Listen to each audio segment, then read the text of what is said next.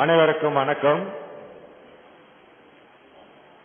தென்னாட்டுடைய சிவனை போற்றி என் நாட்டவிற்கும் இறைவா போற்றி என்ற தாரக மந்திரத்தில் ஆயிரக்கணக்கான ரிஷிகளாலும் முனிவர்களாலும் யோகிகளாலும் அறிஞர்களாலும் தோற்றுவிக்கப்பட்ட இந்து மதம் என்கின்ற பெருங்கடலில் நீந்துகின்ற ஒரு சிறிய மீன் குஞ்சாகிய நான் இஸ்லாம் என்ற இனிய மார்க்கத்தின் ஆன்மீக வழிகாட்டுதல் சொற்பொழிவும் விளக்கமும் அளிக்கின்ற சகோதரர் ஜைனுல் ஆபிதீன் அவர்களை நன்றியுடன் வரவேற்று, இதற்கு முன்னால் உங்கள் முன்னாடி சில சமயங்களில் பேசி இதே போல கேள்விகள் கேட்டிருக்கின்றேன்.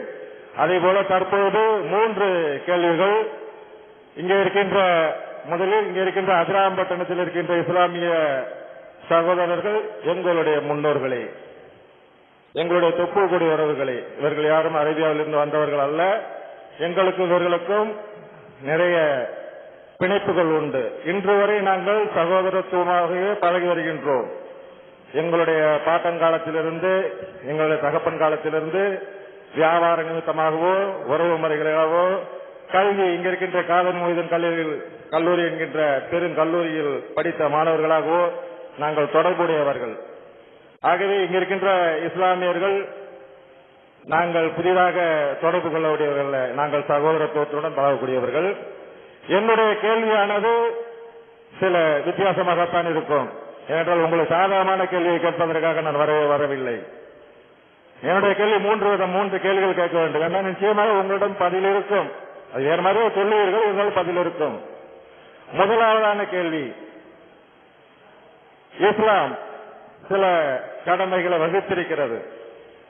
இஸ்லாம் என்பவன் இஸ்லாமியருக்கு பிறந்தவனாக மட்டும் இருக்கக்கூடாது, இஸ்லாமியனாக மாறி இருக்க வேண்டும். அதற்கென்று சில சடங்குகளை வைத்திருக்கிறீர்கள். அப்படிப்பட்ட ஒரு இஸ்லாமியன் நிச்சயமாக மதரசாக்களில் படித்து அவன் குர்ஆனை முழுமையாக மனனம் செய்து ஹதீஸ் ஆயிரக்கணக்கான கதீசுகள் இருக்கின்றது. ஆனால் முஹம்மது நபியினுடைய அந்த கதீஸை, அந்த சட்டத்திட்டங்களை, ஷரியத் சட்டத்திட்டங்களை மட்டுமே ஒரு முழுமையான இஸ்லாமியனாக இருக்க முடியும். அப்படிப்பட்ட இஸ்லாமியர்கள் நீங்கள் பல பண்டிகைகளை கொண்டாடி கொண்டிருக்கிறீர்கள். முஹர்ரம் பண்டிகை, ஈத் பெருநாள், அது போன்ற ரம்ஜான் மாதம். இந்த ரம்ஜான் மாதம் என்பது இஸ்லாமியர்களுக்கு சில பேர் தெரியாது, இருந்தாலும் 90% பேர்களுக்கு தெரியும்.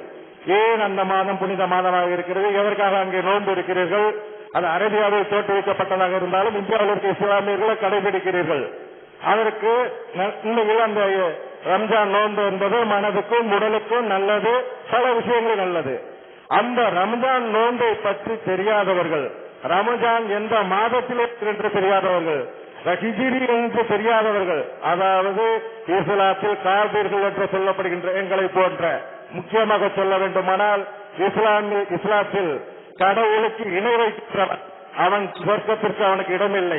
என்னை பொறுத்தவரை அந்த அல்லாஹ்வுக்கு இணை வைத்து ஒரு கடவுளை வணங்கக்கூடிய ஒரு நம்பிக்கையாளன் என்னை அழைத்து சென்று ஒரு முழுமையான இஸ்லாமியன் கடைபிடிக்க வேண்டிய ஒரு நோன்பு திருநாளில் காலையிலிருந்து பச்சை தண்ணி கூட குடிக்காமல் சாயங்காலம் அந்த நோன்பு திறக்கின்றேன் என்று உட்கார்ந்திருக்கிற இடத்தில் என்னை போன்ற ஒரு இணை வைக்கின்ற ஒருத்தனை அழைத்து கொண்டு போய் தலையில் குல்லாவை போன் இஸ்லாத்தில் பிறந்தவன் மட்டும்தான் வைக்க வேண்டும். சும்மா நாடகத்தில் அடிக்கிற மாதிரி தாடி வச்சுக்கிட்டு ஒரு குல்லா வச்சுக்கிட்டு ஒரு லுங்கியை கட்டிக்கிட்டு போயிட்டு இருப்பவன் இஸ்லாமியன் அல்ல. அந்த சாயங்காலம் அங்க நோட்டு போட்டு போய் படம் பிடித்து இஸ்லாம் நோன்பு என்று ஒன்று செய்கிறீர்கள். இது நாடகமா? அவர்கள் அனுபவம் நடிக்க வைக்கிறார்கள். நீங்கள் ஒன்று ஏனென்றால் சில இஸ்லாமிய நான் சென்னையில் உங்களிடம் மனதில் கூட நான் வந்திருக்கிறேன். நான் திருக்குறளில் படித்தேன். நிறைய இஸ்லாமியர்களுடன் இந்த வாக்குவாதம் ஏற்பட்டிருக்கிறது. ஹராம் என்று சொல்லக்கூடிய ஒன்றை நீங்கள் அதை செய்கிறீர்கள். இரண்டாவது கேள்வி, இது நேரடியாக இது நடப்பில் உள்ள கேள்வி.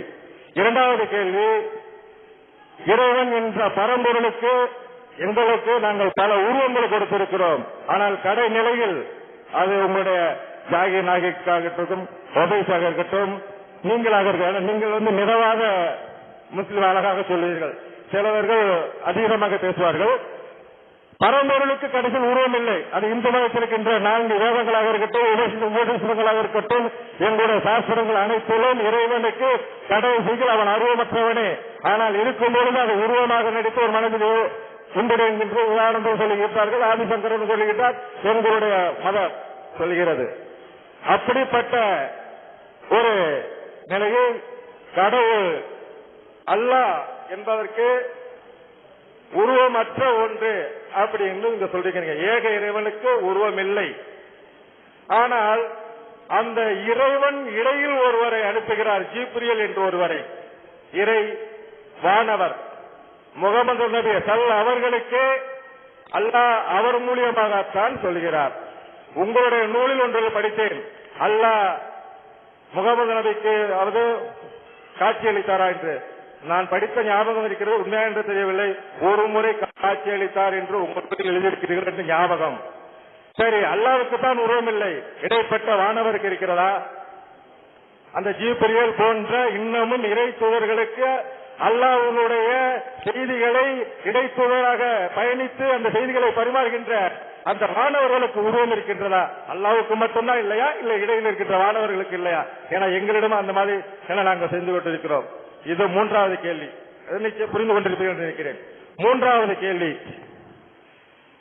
தற்பொழுது இஸ்லாம் என்கின்ற பொழுது இந்த 5 கடமைகளை நிறைவேற்றுகின்ற இஸ்லாமியர் என்பது நிச்சயமாக இங்க இருக்கின்ற இஸ்லாமியர்கள் அனைவருக்கும் குர்ஆன் படித்திருப்பார்கள், மனனம் செய்திருப்பார்கள், அதன்படி நடக்கின்றார்கள்.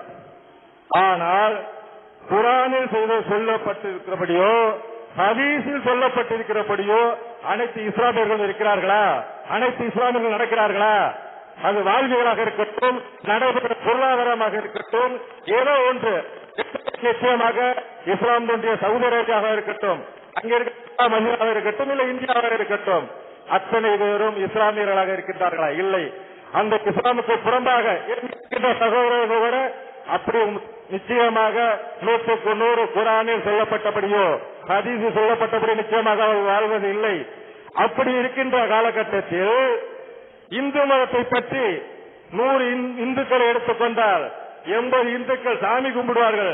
ஆனா அவனுக்கு பகவத்கீதை என்றால் என்ன தெரியாது, எதோர் சாம அதர்வன வேதம் என்றால் என்ன தெரியாது, திருமூலரின் திருமந்திரம் என்றால் என்ன என்று தெரியாது, பட்டினத்தார் என்ன சொன்ன வந்தார் என்று தெரியாது, ஏன் திருக்குறள் இருக்கின்ற முதல் குறளுக்கே அர்த்தம் தெரியாது, தான் என்ன சாமியை கும்பிட போகின்றோம் தெரியாது, சனாதன தர்மம் என்றால் என்னவென்றே புரியாத ஒரு இந்து எல்லாம் சாமி கும்பிடுவான். அவன் இந்தோட தாய் தகப்பனுக்கு பிறந்தாலே இந்து. ஆனா இஸ்லாமியன் அப்படிப்பட்டதல்ல. இஸ்லாம் என்பது நிச்சயமாக சிறு வயது முதல் அவனுக்கு கல்வியில் அந்த இஸ்லாம் மதத்தை அழகாக போகிச்சு, அதன்படி நடக்காமல் போகின்றான். ஆனா இந்து மதத்தை 90 பேருக்கு இந்து மதம் என்னன்னு தெரியாது.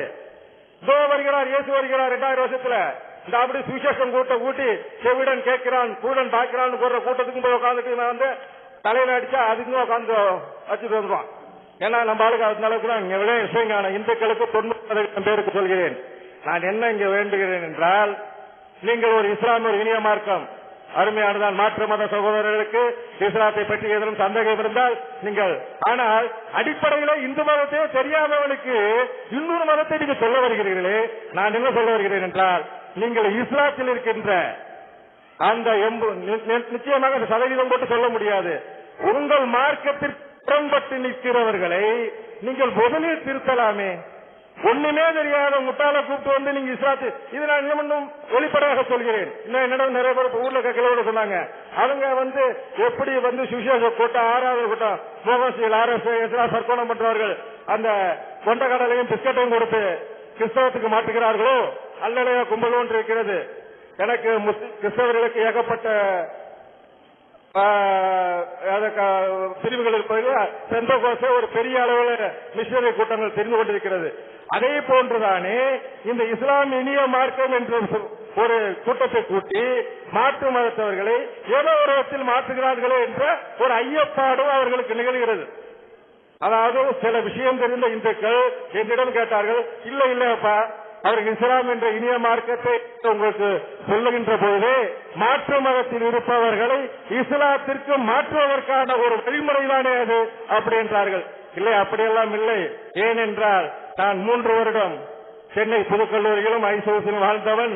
என்னிடம் பல இஸ்லாமிய நண்பர்கள் நிறைய பேர் இருந்திருக்கிறார்கள். என்னை யாரும் வலுக்கட்டாயமாக இஸ்லாமிற்கு வாங்க என்று சொன்னதும் இல்லை. நான் மனடிகளும் நிறைய பேர் பழகிருக்கிறேன். இஸ்லாமியர்கள் யாருமே அந்த மாதிரி கிடையாது. ஆனால் இது போன்ற கூட்டங்களும் விளக்க உரைகளும் இது ஒன்னும் புரியாத அப்பாவி இந்துக்களை மதம் மாற்றுகின்ற ஒரு வழிமுறை தானே என்று சொல்கிறார்கள். நான் அது அடுத்த கட்டத்துக்கு போகலாம். நீங்கள் உங்கள் மார்க்கத்தில் உள்ள இந்த குரானையும் ஹதீஸையும் படித்துவிட்டு அதுக்கு முரண்பாடாக தெரிகின்ற இப்போ ஒரு சகோதரர் கேட்டார், காஷ்மீர் தீவிரவாதம் என்று இங்கேயும் இருக்கின்றது, ஐஎஸ்ஐ சேர்ந்து அவனை யூதன் அப்படின்னு சொல்லிவிட்டு போகிறீர்கள். அவர்களை திருத்துவதற்கு, அவர்கள் நல்வழிப்படுத்துவதற்கு உங்களிடம் என்ன வழி இருக்கிறது? அது இல்லை இல்லை அப்படியெல்லாம் என்று சமாளிக்க இருக்கிறார்கள். நான் நிரூபிக்க கூட தயாராக இருக்கிறேன்.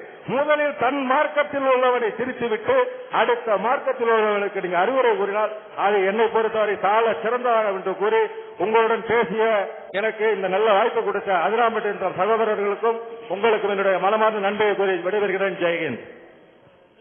அதாவது ஒரு ஆளுக்கு ஒரு கேள்விதான் வச்சிருந்தோம். நிறைய 2-3 டோக்கன் மிஸ் ஆச்சுல, அதனாலதான் 3 கேள்வி விட்டாச்சு. ஏன்னா ஒரு ஆளுக்கு ஒண்ணுதான் முறை வச்சிருக்கிறோம். 3, 4 டோக்கன், 5 டோக்கன், 6 டோக்கன் எல்லாம் இல்லாதனால அது கேள்வியை நேரு செய்யறதுக்காக வேண்டிதான் 3 கேள்வி. எல்லாரும் 3 ஆரம்பிச்சிடாதீங்க. சரி, அவர் என்ன கேட்கிறாருன்னா மொத்தமா 3 கேள்வி என்னன்னு கேட்டா, இப்ப ரம்ஜான் மாசத்துல நோன்பு துறக்குதல் என்று நோன்பு நேரத்துல ஒரு நிகழ்ச்சி நடத்துவாங்க. அதுக்கு அரசியல்வாதிகள் எல்லாம் கூப்பிட்டு உள்ள வச்சு இப்படி நடத்துறீங்களே இது சரியா அப்படிங்கிறது முதல்ல பேசுவதனுடைய சாராம்சம். கேள்வி இவ்வளவு சுருக்கம், அவ்வளவுதான். இஸ்லாத்தை பொறுத்த வரைக்கும் நோன்பு என்பது இறைவனுக்கு செய்யற ஒரு வணக்கம். தொழுகை மாதிரி நோன்பு கடவுளுக்காகத்தான் செய்ய வேண்டும். அது ஒரு அரசியல் நிகழ்ச்சி இல்லை. அதை ஒரு படங்காட்டி விளம்பரப்படுத்துற நிகழ்ச்சியும் இல்லை. நோன்பு வைக்காதவர்களை கொண்டு அழைத்து அவங்களுக்கு தொப்பியை போட்டு முஸ்லிம் மாதிரி வேடம் போடுவது என்பதும் இஸ்லாத்தில் கிடையாது. அவங்க நோன்பே இல்லை. நோன்பு வைப்பு என்ன நடக்குது என்று கேட்டால், எங்கள் சமுதாயத்தில் உள்ள அரசியல் தலைவர்கள் ஒரு திமுகவில் இருப்பார்னு வைங்களேன், அவர் என்ன செய்வார் என்று கேட்டா, நோன்பு திறக்கிற நிகழ்ச்சி கருணாநிதியை கூப்பிடுவார், ஸ்டாலினை கூப்பிடுவார். அந்த நிகழ்ச்சி நடத்தி அதுக்குன்னு வர்ற மக்கள் இருக்காங்களா அதை காட்டி நமக்கு என்னுடைய செல்வாக்க பாத்துக்கிறங்க அப்படின்னு அவர்கிட்ட காட்டிக்கிடுவாரு. அதனால ஏதோ ஒரு சீட்டு பஞ்சாயத்துல சீட்டு கிடைக்குமே அவர் நினைப்பாரு. ஒரு அண்ணா திமுகவில் இருக்கிற என்ன செய்வாரு, முஸ்லீமா இருந்தாருன்னா அவர் ஓபிஎஸ் இபிஎஸ் கூட்டிட்டு முஸ்லீம்கள் எல்லாம் கூப்பிட்டு நோன்பு திறக்கிற நிகழ்ச்சின அவர் ஓபிஎஸ் நினைப்பாரு, இவர் பெரிய பிரமுகரா இருப்பார் போல இருக்க, இவ்வளவு பேர் வந்திருக்கிறாங்களே அப்படின்னு ஒரு மனசுல இடம் பிடித்தால் அது சீட்டு கிடைக்கும் என்பதற்காக இப்படி ஒவ்வொருத்தரும் அவங்க எந்த கட்சியில இருக்கிறாங்களோ அந்தந்த கட்சி தலைவர்களை கொண்டு தங்களுக்கு இருக்கிற பலத்தை காட்டுகிறோம் என்கிற பெயரில் தான் இந்த நிகழ்ச்சிகளை நடத்துகிறார்கள் என்று இந்த சகோதரர் கேள்வி கேட்பதற்கு 25 வருஷத்துக்கு முன்னாடி இருந்த இதை கண்டித்து ஊர் ஊராக போஸ்டர் அடித்து பிரச்சாரம் செய்து பெரிய அளவில் ஒழித்து நாங்கள் வருகிறோம். கேட்டதுக்காக வேண்டி இல்லை, இது தப்புன்னு நாங்கள் ஆதில சொல்றோம். இஸ்லாத்தில் இல்ல, நீ நோன்பா, நோன்பு என்றால் பட்டினியாயிருந்து பசியாயிருந்து கடவுளுக்காக வேண்டி அர்ப்பணித்து அவங்க நோன்பு திறக்கிறாங்கன்னா அதுல இவர் வர்றதுமே தப்பு, இவங்க கூப்பிடுறதுமே தப்பு.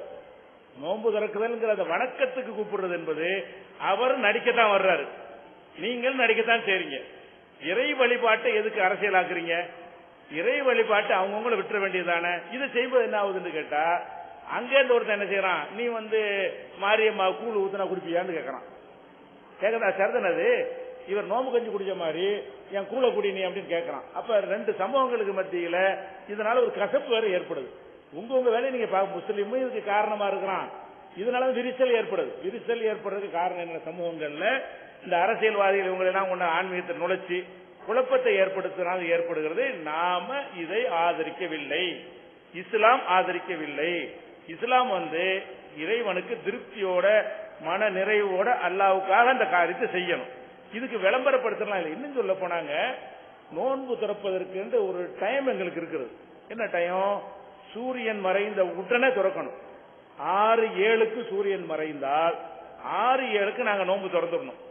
இப்ப நாங்க என்ன கூட நடந்திருக்கிற பாக்குறோம் என்று கேட்டால், ஒரு அரசியல்வாதியை கூப்பிட்டு இருப்பாங்க, அவர் ஏதோ காரணத்தை லேட் ஆயிடுவாரு, டிராபிக்ல மாட்டிடுவாரு, 6:30க்கு தான் வருவாரு. நோன்பு திறக்காம உட்கார்ந்து இருப்பாங்க. பார்த்து வரட்டும், உன்னுடைய சட்டம் என்ன? சூரியன் மறைந்த அந்த வினாடியே தாமதம் இல்லாமல் நோன்பை துறக்க வேண்டும். ஆனால் என்ன செய்யறாங்கன்னு கேட்டா, அந்த குறிப்பிட்ட தலைவர் வருவதற்கு தாமதமானால் அது வரைக்கும் இருக்கிற எல்லா நோன்பாளிகளையும் நோன்புடைய கடமையை மீற வைக்கிறார்கள், பாவம் செய்ய வைக்கிறார்கள் என்றெல்லாம் மிக விரிவாக விளக்கமாக நாங்கள் கண்டிக்கிற ஒரு செயல். அது இப்ப கொஞ்சம் கொஞ்சமா குறைஞ்சிட்டு வந்த செயல். அரசியல்வாதிகள் மாத்திரம் சுயலாபத்துக்கு செய்தாலும் மக்கள் ஆதரவு குறைந்து போன ஒரு செயல். இப்ப நான் போறது கிடையாது. அரசியல்வாதிகள் அழைத்து நடத்துற நிகழ்ச்சிக்கு அதிகமான முஸ்லிம்கள் பங்கேற்பது கிடையாது. இது அதுக்குரிய பதிலா சொல்லிக்கிறான். இரண்டாவது கேள்வி என்ன கேட்டாருன்னா, இறைவனுக்கு உருவம் உண்டா இல்லையா? இறைவனுக்கு உருவம் இல்லைன்னு சொல்றீங்க, மாணவர்களுக்கு உருவம் இருக்கா? இந்து மதத்தில் நாங்கள் உருவத்தை வச்சு வழிபடுறோம் அப்படிங்கிறதுக்காக கேட்கிறார். இறைவனுக்கு உருவம் இல்லைன்னு இஸ்லாம் சொல்லவே இல்லை. உருவம் இல்லாட்டி இல்லைன்னு தான் அர்த்தம். உருவம் இல்லாட்டி என்ன செய்யாது? ஒண்ணுமே இல்லைன்னா அதை உதவி செய்யுமா? நம்மளை காப்பாத்துமா? நம்மளை படைக்குமா? ஒண்ணும் இல்லாத ஒன்றை நம்மளை போட்டு படைக்கும். இறைவனுக்கு உருவம் இல்லை என்று சொல்வது இஸ்லாத்தின் கருத்து என்று அதிகமானவர்கள் தப்பா நினைக்கிறாங்க. முஸ்லிம்களின் ஒரு நினைக்கிறார்கள். ஏதால் நினைக்கிறார்கள்னா, அந்த நாகூர் அனிபா பாட்டுலாம் அவங்களுக்கு தான் இஸ்லாம். இஸ்லாம்டா என்ன? நாகூர் அனிபா பாட்டு இஸ்லாம். அவர் என்ன செய்யறாரு? உலக மக்கள் யாவருக்கும் உரிமையானவர், உருவமற்ற இறைவனுக்கு உண்மையானவர். இறைவனை சொல்லும் பொழுது உருவமற்ற இறைவனுக்கு ஒரு உண்மையா இருந்தாரு முகமது நபி அப்படிங்கிறார். இது எங்க நம்பிக்கைக்கே மாற்றம், இஸ்லாமிய அடிப்படைக்கே மாற்றம். இறைவன் அவனுக்கே உரிய பிரம்மாண்டத்தோடு, அவனுக்கே உரிய தோற்றத்தோடு அரிசி என்ற சிம்மாசனத்தில் இருந்து அனைத்தையும் பார்த்து கொண்டு கண்காணித்துக் கொண்டிருக்கிறான். அவனை உலகத்தில் யாரும் பார்த்தது கிடையாது. இந்த உலகம் அழிக்கப்பட்டு திரும்ப உயிர்ப்பித்து இறைவன் விசாரிக்கும் பொழுதுதான் நம்ம அனைவரும் அவனை பார்க்க முடியும். அனைவரும் பார்க்க முடியும்னா உருவம் இருக்குன்னு அர்த்தம். உருவம் எப்படின்னு தெரியாது என்பதுதான் இஸ்லாத்தின் கொள்கையை தவிர உருவம் இல்லைங்கிறது கொள்கை கிடையாது. உருவம் இல்லைன்னா அது என்ன செய்யும்? உருவம் இல்லைன்னா ஒண்ணும் இல்லைன்னு அர்த்தம். ஒண்ணும் இல்லாத கூட உங்களை எப்படி படைக்கும்? அப்ப இறைவனை பற்றி உருவமற்றவன் என்று சில முஸ்லிம்களும் நினைக்கிறார்கள். முஸ்லிம் அல்லாஹ் நினைக்கிற எதை வச்சு நினைக்கிறார்கள்? பள்ளிவாசல் பாக்குறாங்க, உருவத்தை காணா. அப்ப முஸ்லிம்களுடைய கடவுளுக்கு உருவம் இல்ல. உருவத்தை காணாட்டி உருவம் இல்லைண்டா எடுக்கிறது எங்களுக்கு தெரியல. இறைவன் அது தன்னை காட்ட விரும்பவில்லை. என்னுடைய ஒளியை பார்த்தால் நீங்கள் கரிந்து விடுவீர்கள் என்று இறைவன் சொல்வதாக எங்களுக்கு குர்ஆனில் சொல்ல. இறைவனை நம்ம பார்க்க முடியாது இந்த கண்ணை கொண்டு. திரும்ப நம்மளை உயிர்ப்பிக்கும் போதே வேற ஒரு பவரோட அல்லாஹ் கடவுளை எழுப்புவாரு. அப்ப நாங்க இறைவனை பார்ப்போம். முழு நிலவை பார்ப்பது போல அனைவரும் இறைவனை பார்ப்பீர்கள் என்று நபிகள் நாயகம் சொன்னாங்க. நபிகள் நாயகத்துக்கு இறைவன் காட்சி தந்ததாக நான் ஒரு நூலில் எழுதியதாக சொன்னார். அப்படி எழுதவும் இல்லை, அப்படி இல்லை. நபிகள் நாயகத்துக்கும் காட்சி தரவில்லை. இறைவன் நபிகள் நாயகத்துக்கும் காட்சி தரவில்லை. அப்படி நான் எழுதவும் இல்லை. அப்படி எழுத இஸ்லாமிய நம்பிக்கை மாற்றமானது. அதுக்கு எந்த ஒரு ஆதாரமும் இல்லை, குர்ஆனிலையும் இல்லை, நபி மொழியிலையும் இல்லை. அப்ப இறைவனை பொறுத்த நாங்க என்ன சொல்றோம் கேட்டா, இறைவன் இருக்கிறான், அவனுக்கே உரிய வடிவத்தில் இருக்கிறான், அவனுக்கே உரிய பிரம்மாண்டத்தில் இருக்கிறான். உங்க கண்ணுக்குள் அடக்கிற சைஸ்லாம் அவன் இல்ல, அவனுடைய பிரம்மாண்டத்தோடு இருக்கிறான். இந்த அகில உலகத்தையும் அண்ட சராசரங்களையும் சூழ்ந்து கொள்ளக்கூடிய பிரம்மாண்டமான சிம்மாசனத்தில் அமர்ந்து இந்த அண்ட சராசரங்களையும் பார்த்து கொண்டும் கேட்டுக்கொண்டும் கண்காணித்துக் கொண்டும் இருக்கிறான் இறைவன். தான் எங்க நம்பிக்கை. உருவமற்றவன் என்பது எங்களுடைய நம்பிக்கை இல்லை. உருவம் இருக்கிறது எங்களுக்கு தெரியாது. இந்த மாதிரி தான் இருப்பான், இந்த மாதிரி தான் இருப்பேன் பார்த்து தான் சொல்ல முடியும். பார்க்காத ஒண்ணுக்கு நீ இறைவனுக்கு நீ உருவம் கொடுத்தீங்கன்னா நம்மளே எடுத்துக்கிறோமே. நமக்கு ஸ்டூடியோல போய் போட்டோ எடுக்க போறீங்க, நானே கருப்பா இருக்கிறேன், போட்டோவிலையா சிவப்பா வரணும், இல்லாட்டி எனக்கு கோவம் வருது. நம்ம உருவம் நல்லா இருக்கணும்னு நம்ம ஆசைப்படுறோம். இப்ப கடவுள் உருவத்தை நீங்க கண்ணாபின்னாண்டு போட்டா கடவுள் கோவம் வராதா? அவருக்கு ஒரு வடிவத்தில் இருக்கும் பொழுது நீங்க பார்க்காம என்னமோ ஒரு மாதிரியாச்சு. நம்ம ஆதார் கார்டுல போட்ட மாதிரி நம்ம படத்தை போட்டா கோவம் வருதா இல்லையா? ஆதார் கார்டை எடுத்து நம்ம போட்டா பார்த்தோம்னா நமக்கே கோவம் வருது, இந்த மாதிரி ஆக்கிவிட்டாங்கன்னு. அப்ப நம்ம இருக்கிற படத்தை ஏறக்குறைய நமக்கு நெருக்கமா இருந்தா கூட அது அழகா இல்லாட்டி நம்ம கோவிக்கிறோம் என்று சொன்னால் படைத்த இறைவனை நம்ம யாரும் பார்க்கல. ஏன் போட்டு உருவத்தை கொடுக்குறீங்க? உருவம் இல்லாம இந்த கடவுளுடைய ஆற்றலை, பவரை, சக்தியை மனசுல உள்வாங்க இயலாதா? அப்படித்தான் எங்களுக்கு இஸ்லாம் மார்க்கம் சொல்வதை தவிர உருவமற்ற இறைவன் என்று எங்களுக்கு இஸ்லாம் சொல்லவில்லை. இது இரண்டாவது கேள்வி விஷயம். மூணாவது என்ன செய்யறாருன்னு கேட்டா, நீங்க உங்களே நிறைய திருத்த வேண்டிய விஷயம் இருக்கு. மூணாவது கேள்வி, உங்களே நிறைய திருத்த வேண்டிய விஷயம் இருக்குது. உங்க ஆட்களை குர்ஆன் படி ஹதீஸ் படி நடக்கிறது இல்ல. நான் லிஸ்ட் வேற தர்றேங்கிற, லிஸ்டே தர வேணா, நாங்களே அதான் சொல்லிட்டு இருக்கோம். நாங்களே என்ன செய்யறோம், 1980களில் இருந்து என் பேருக்கு முஸ்லீமா இருக்கிறீங்க, ஒழுங்கா முஸ்லீமா இருங்க, முஸ்லீம் சொல்லிட்டு என் வட்டி வாங்குறீங்க, முஸ்லீம் சொல்லிட்டு என் வரதட்சணை வாங்குறீங்க, முஸ்லீம் சொல்லிட்டு என் குடிக்கிறீங்க, முஸ்லீம் சொல்லிட்டு என் மோசடி செய்யறீங்க, இப்படின்னு சொல்லி எங்க மக்களுடைய குர்ஆன்ல இல்லாத நபி சொல்லாத விஷயங்களை செய்வார்களே, ஆனால் அதெல்லாம் தவறு என்று எங்கள் மத்தியிலே நாங்கள் 40-30 வருஷமாக சொல்லிக் கொண்டிருக்கிறோம். எங்க போய் சொல்றோம், அல்லாஹ்வுக்கு இணை கற்பிக்கிற வேலையெல்லாம் செய்யறாங்கன்றார்ல, தர்காவெல்லாம் கட்டுறாங்கல்ல, தர்காவுல போய் சொல்றோம். நாகூர் தர்காவுல சொல்லி அங்க அடி வாங்கிட்டு வந்திருக்கிறேன் நான். இத முத்துப்பேட்டை தர்காவுல சொல்லி முத்துப்பேட்டை தர்காவை பத்தி பேசி முத்துப்பேட்டையில அடிச்சாங்க, டீப் லைட்டை வச்சு பெட்ரோமாக்ஸ் லைட்டை வச்சுலாம் அடிச்சு எங்களை வர நாங்க விடாம சொல்லிக்கிட்டு தான் இருக்கிறோம். அப்ப இந்த முஸ்லீம்கள் இஸ்லாத்தை கடைபிடிக்கல என்று சொன்னால் அதை நீங்க லிஸ்டே தர வேணாம், நாங்களே தான் சொல்லிட்டு இருக்கிறோம், கடைப்பிடிங்க. அதே நேரத்தில் அவங்கள சரி பண்ணிட்டு தான் இன்னொருத்தருக்கு சொல்லணும் என்பதற்கு அது லாஜிக் கிடையாது. அவங்களுக்கும் சொல்லுவோம், யாரு ஏற்றுக்கொண்டார்களோ அவங்க தான் வருவாங்க, இவங்களுக்கும் சொல்லுவோம், இதில் யார் ஏற்றுக்கொண்டார்களோ அவர் புரிந்து கொள்வார்கள். அதனால அதை முடிச்சுட்டு தான் இதை வரணும் அப்படின்னு சொல்வதற்கு அது உலகத்துல ஏற்றுக்கொண்ட விஷயமே அறிவுபூர்வமான வாதம் கிடையாது. ஏன்னு கேட்டா, உதாரணமா நம்ம உலக வாழ்க்கையில பெருசு சின்னது எல்லாத்தையுமே கலந்தான் செய்வோம். இப்ப பிரியாணி பெருசு, அதுக்கு வைக்கிற இந்த கத்திரிக்காய் சட்னிங்கிறது சின்னது, அதையும் தானே சாப்பிட்டுக்கிறோம், பிரியாணியும் சாப்பிட்டுக்கிறோம். பிரியாணி முடிச்சுட்டு கத்திரிக்காய் தொட்டு சொல்லக்கூடாது, அது சேப்பிடும், அதை எடுத்துக்கிறோம், இதை எடுத்துக்கிறோம். ஒரு கடை வச்சிருக்கிறாரு, பெரிய ஜாமானே கொடுப்பாரு, ஒரு தீப்பெட்டியும் கொடுப்பாரு. 500 ரூபாய் ஜாமானே விற்கிறவர் 500 ரூபாய் ஜாமான் வித்து முடிச்சுட்டு தான் நான் 10 காசு தீப்பெட்டி தருவேன்னு சொல்ல முடியாது. எது எது எப்ப தேவைப்படுதோ அப்பதான் செய்யணும். ஒரு பெரிய செலவு ஒரு காரியம் செய்வோம், வீடு கட்டிக்கிட்டு இருப்போம், வீடு கட்டிட்டு இருக்கும் போது பையனுக்கு வயிற்று வழியா போயிடும், வீடு கட்டுற வழியை முடிச்சுக்கிறேன், அப்புறமேல உன்னை வயிற்று வழி கூட்டு போறேன்னு சொல்லுவோம்.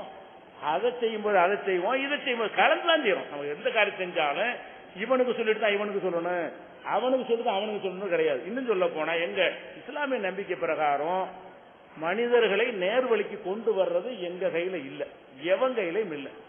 நம்ம சொல்லுவோம், கேட்டவன் தான் கேட்பான். இறைவன் யாருக்கு நேர்வழி கொடுக்க நாடி இருக்கிறானோ அவன் கேட்பான், கேட்காதவன் கேட்க மாட்டான், அவன் அப்படித்தான் இருப்பான். அவன் வந்த பிறகுதான் வருவான்னு சொல்லவே இயலாது. அதனால நாங்க மனிதர்கள் என்ன செய்வோம் என்று கேட்டா, எங்க மக்களுடைய தவறை நாங்க நியாயப்படுத்தி கொண்டு உங்கள்கிட்ட ஏதாவது இஸ்லாத்தை சொன்னா நீங்க கேள்வி கேளுங்க, அதையும் தான் தப்புன்னு சொல்றோம்.